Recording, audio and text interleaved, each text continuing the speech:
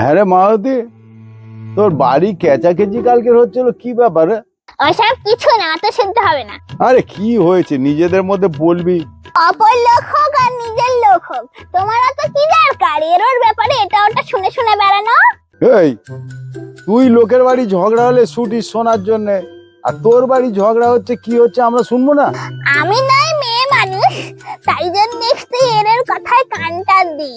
কিন্তু তুমি তুমি তো মদ্যলোক হয়েও কেমন মেয়েনাচকাদের মতো এর ওর কথা শুনে শুনে বেড়াও।